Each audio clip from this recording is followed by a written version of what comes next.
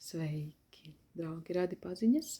Šodien ierunāšu ziņu no iekštelpām, jo ārā dikti puš vējš. Šorīt bijām skaistā meditācijā ar Andru. Gājām nākotnes laiklīnijā. Ar laiklīniju dziedināšanu laiklīniju dziedināšanas metodu mēs varam doties atpakaļ pagātnē, šīs dzīves notikumiem, iepriekšējo dzīvu notikumiem. Un varam doties arī nākotnē uz priekšu un palūkt, lai nākotnes es ved mūs un pavada līdz tam gaišākajam, pat to gaišāko dzīves scenāriju un gaišāko dzīves līniju.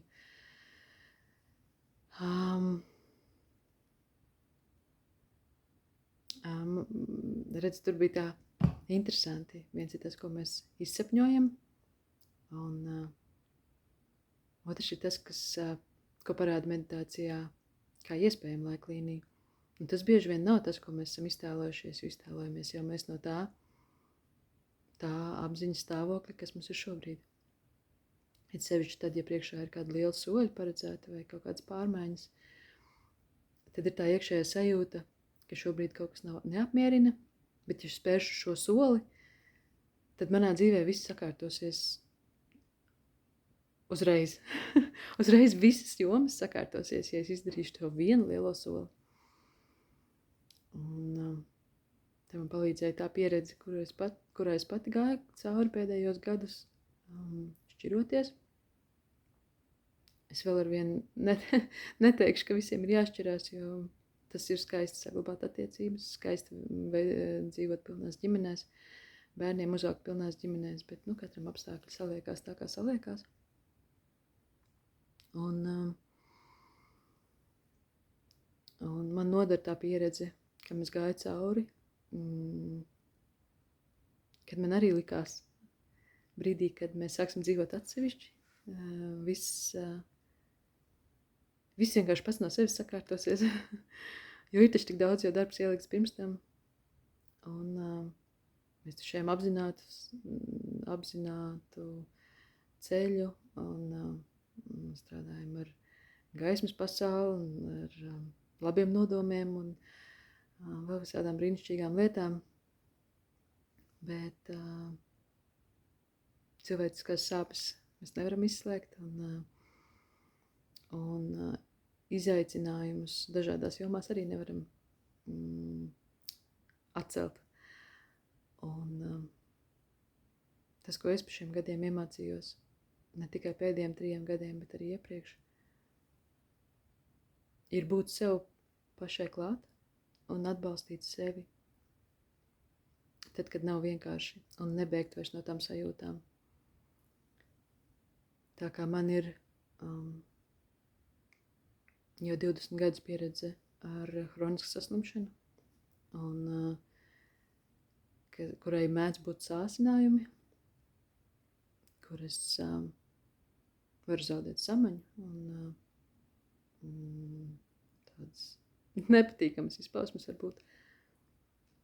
Tad kādreiz mana taktika bija bēgt no šiem mirkļiem, slēpties no tiem.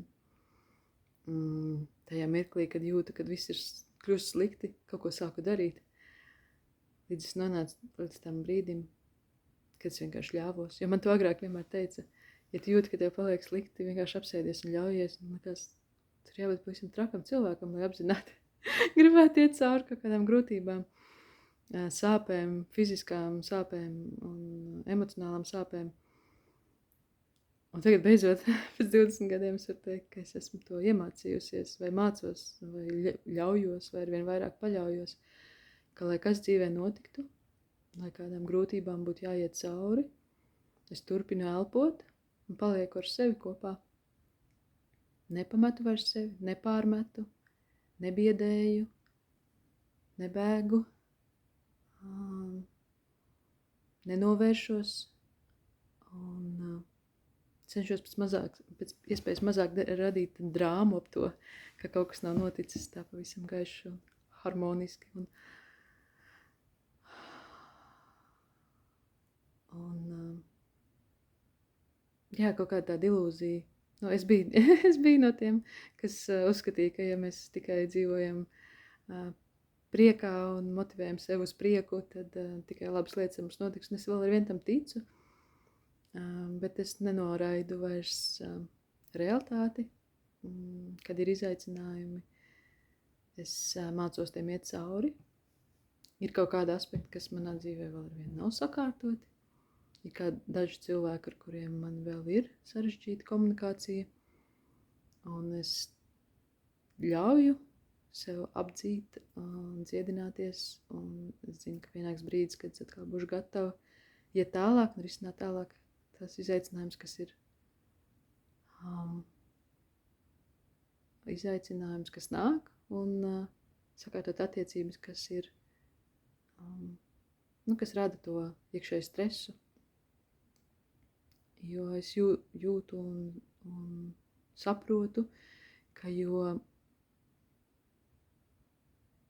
tīrākas man būs attiecības ar jebkuru cilvēku šajā pasaulē, jo brīvāk jūtās mans ķermenis. Jo dziļi sirdī man ļoti, ļoti rūp, lai cilvēkiem ap mani ir labi. Un tikpat ļoti man jau rūp arī, lai man ir labi. Šajā garīgajā lauciņā esmu jau vairāk kā 20 gadus. Brīvdienās pie mums bija atbraukusi brīnišķīga grupiņa ar dāmām. Un no rīta, vien rīta es vadīju mazu savienošanās meditāciju, un man viena dāma vaicāja, vai es to daru katru rītu. Es teicu, pēdējā laikā nevienmēr. Un pēc tam es par to aizdomājos, kāpēc tā ir. Un var teikt, ka pandrīz 11 gadus tas visas šīs prakses bija man izdzīvošanas mehānisms. Meditēt no rīta un vakaros, nonākt mierā no rīta un vakaros, nezinu, pa dienu. Bija neskaitāmas un dažādas prakses, fiziskā ķermeņa prakses, dažādas kustību prakses, vingrošana vai apzinātas kustības, elpošana, meditācijas, vienkārši sēdēt klusumā. Un pēdējos gadus, varbūt gadu, es varu jau šīs prakses un meditācijas veikt tad, kad tā ir mana izvēle, ka tas ir prieks, ka tas vairs nav par izdzīvošanu, tas jau ir par dzīvošanu. Un, protams, tik ilgi dzīvojot šajā garīgajā pasaulē paralēli un pilnveidojoties ar dažādām praksēm, skolām, skolotājiem, meistariem. Tas jau ir kļuvis par dzīvesveidu, kad to vairs nevar tik ļoti atdalīt no reālās dzīves, jo mans galvenais uzdevums un iekšējā sajūta ir ne uzdevums, bet iekšējā sajūta ir tā, ka es gribu visu laiku justies labi savā ķermenī, ar mierīgu nervu sistēmu, ar atslābinātu, bet veselīgu ķermeni, ar prieku dzīvot, ar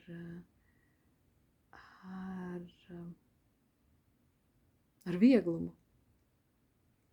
Un tā jau kļūst par tādu, diena jau kļūst par meditāciju. Protams, ka vēl ar vienu, it kā tas kādreiz beigtos, vai ne? Gribās teikt, ka tas kaut kad beigsies.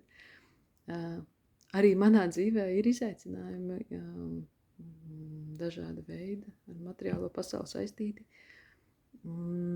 Bet tie jau ir pavisam citi. Teiksim, ja mana iepriekšējā mēneša lielākā drāma bija, vai es atradīšu baltu kleitu priekš pasākumu, tad man liekas, ka tā ir dzīve, par kuru es patiesi priecājos. Tā jau ir tā dzīve, pēc kā es esmu tiekusies. Un es vienmēr skatījos šiem cilvēkiem, kas raizējas par to, ka šīm ikdienišķām lietām, man liekas, tas ir skaisti, ka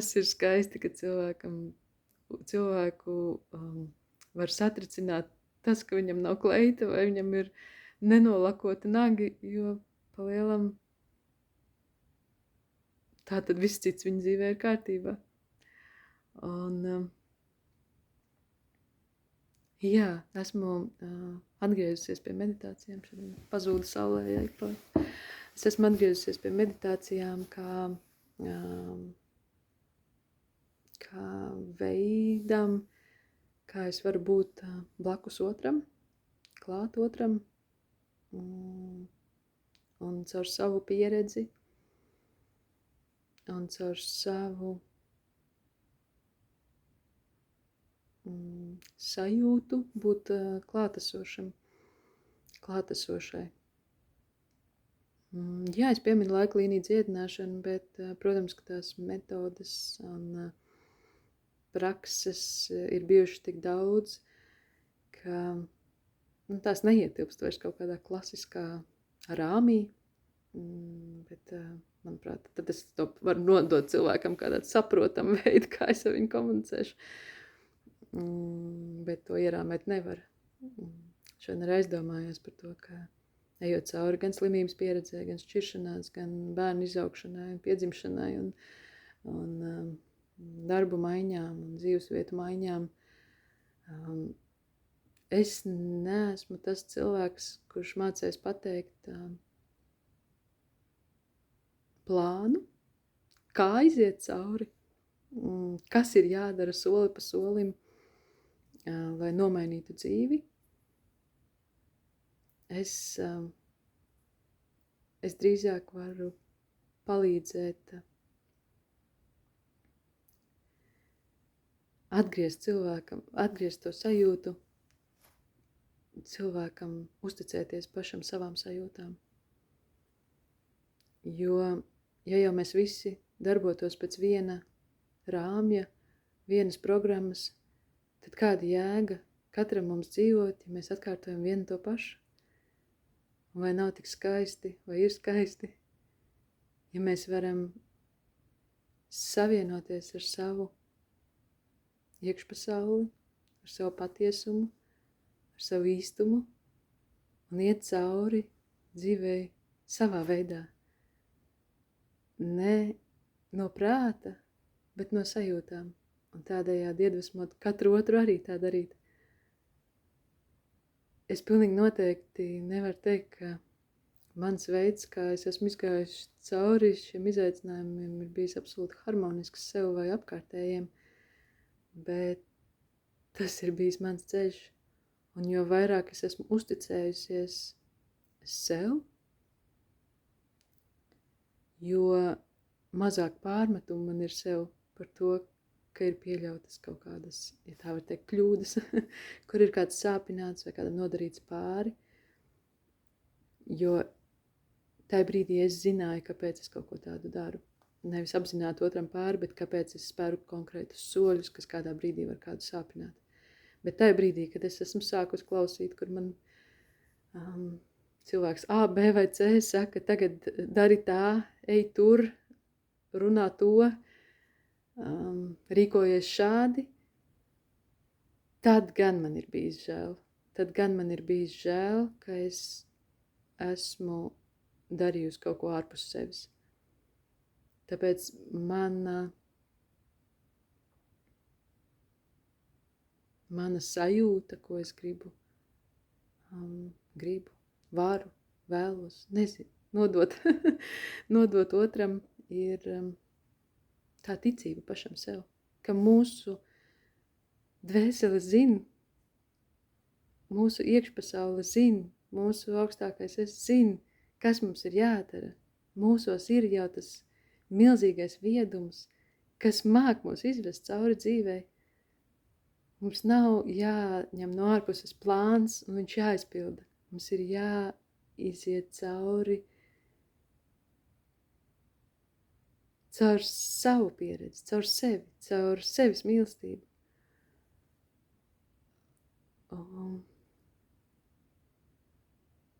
Tāpēc tāpat kā ar meditācijām pašai sev, šodien arī aizdomājos par to, ka man nav arī tā ļoti milzīgā vajadzība, kā agrāk bija, ka man visu laiku vajadzēja būt ūdenī, tur peldēt, vannās vai skalot kaut vai rokas ūdenī. Man tā bija, es piegāju pie jebkuras ūdens tilpnes, man likās, man vajag tur tikt pilnīgs iekāst, man vajag tur tikt iekšā ūdenī, jo tad es jutīšos dzīvi vai pagulēt zālē 15 reizes dienā. Un ka tā vajadzība vairs nav tāda izdzīvošanas vajadzība, tā ir jau tāda izvēle, kad es to varu darīt un varu nedarīt. Tāpat arī šobrīd ir ar meditācijām, kuras es vēlos piedāvāt cilvēkiem, kuras es varu piedāvāt cilvēkiem, bet tā vairs nav tāda tikpat liela izmisīga vajadzība skriet un teikt, ka visiem to vajag, un visiem vajag dziedināties, un visiem vajag iet pagātnē vai nākotnē, vai darīt tieši tā, kā es to tagad redzu. Nē, bet es jūtu to savu daļu, kas var būt noderīga daudziem. Tā kā, jā, paldies katram, ar kuru man ir bijusi saskarsme, gan meditācijās, gan dzīvē parastajā. Man ir šobrīd liels prieks būt savā dzīvē, un tajā netrūkst izaicinājumu ikdienā.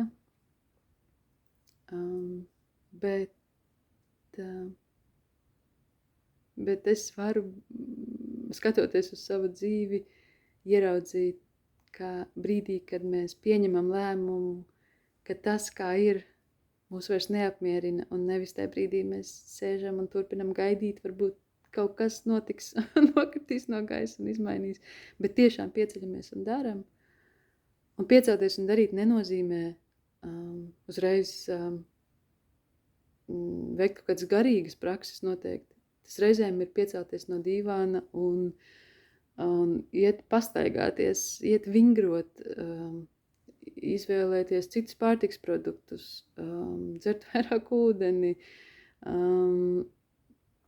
Nezinu, katram tas ir kaut kāds cits, un arī man katrā mirklī, katrā situācijā tas ir bijis kaut kas cits, kas ir palīdzējis. Reizēm tās ir bijušas meditācijas, reizēm tas ir bijis vienkārši izkrāsot papīra lapu vai nedēļu no vietas krāsot papīra lapu. Citreiz tas ir bijis pievērsties fiziskam ķermenim, jo nekam citam vairs mentālais prāts ir pārblīvēts, emocijas pārblīvēts, un es saprotu, ka vienīgais, kur es šobrīd varu, ko es varu ietekmēt, kur es varu savu spēku atgūt, ir caur fizisko ķermeni, par ko mēs arī šodien ar Andru runājām, ka ir tie brīži, kad prāts ir visu izdomājis, emocijas ir pārgurušas, un vienīgais, ko mēs varam darīt, ir pievērsties fiziskam ķermenim un iet vingrot. Un tādējādi atgūstam to pārliecību par sevi un ticību savam spēkam, ka mēs soli pa solim ejot uz priekšu, mēs redzam rezultātu, mēs redzam, ka kaut kas mainās. Un tas nozīmē, ka mēs īstenībā varbūt vēl kaut ko dzīvē varam izmainīt, vēl kaut ko izmainīt. Un pakāpeniski nonākam jau citā realitātē. Es esmu bijusi realitātē, kur trauksme un panikas lēkmes bija man ikdiena. Es negāju vairs no mājas ārā, un tas nebija pāris dienas, tas bija mēnešiem ilgi. Kad man vienai bija bail iziet no mājas, bija gadiem ilgi. Un tagad man liekas, ka tāda realitāte pat nav bijusi, jo tas ir tik sens un aizmirsts. Bet tā pašā laikā es zinu, ka pārkāpjot robežas, pārkāpjot sevis mīlestībai pāri un sākot sevi nodzīt vai izdarīt izvēles, kas nav ar manis saistītas, es varu nonākt tik un tā tajā pašā brīdī, tādās pašos izaicinājumos. Man nav tā iekšējā lepnība, ka, es to esmu pārvarējis, un tas vairs nekad ar mani nenotiks. Es nezinu, kas ar mani notiks tālāk. Bet šajā mirklī, es esmu apmierināta ar to, kur es esmu. Jā, ir kaut kādi izaicinājumi, kaut kādi aspekti, kas man nav sakārtoti, kuri man vēl sāp. Vai neapmierina, bet, soli pa solim es ticu, ka arī tie sakārtosies un nāks jauni. Kā dienā, kad es 3 dienas pēc tam, kad es biju izdevusi grāmatu, es sēdēju pie virtuves galda un dzēru tēju, un manī ienāca tāds teikums, tu esi nonākusi jaunā spirāles lokā. Un tajā brīdī es sapriecājos, sasitu plaukstiņas un domāju, kaut kas riktīgi labs manā dzīvē notiksies. Un jaunais spirāles loks nozīmē to, ka bija jāsabrūk daudz kam vecajam. Un jāiet cauri līdzīgām grūtībām vai tādām pašām grūtībām, bet jau ar citu apziņas stāvokli, kad es vairs no tā nebēgu, bet gāju tam apzināti cauri. Tāpēc es nezinu, kas būs tālāk. Es redzu tikai šo mirkli, un šai mirklī es esmu laukos, kur pa logu ir šāds skats, ka liela lokācija, kur es varu piedāvāt savu klātbūtni kādam, kuram šobrīd to vajag. Tagad pāris dienas vēl būšu šeit līdz piekdienai, un tad atkal pēc nedēļas būšu šeit, bet pārējā laikā esmu pieejama arī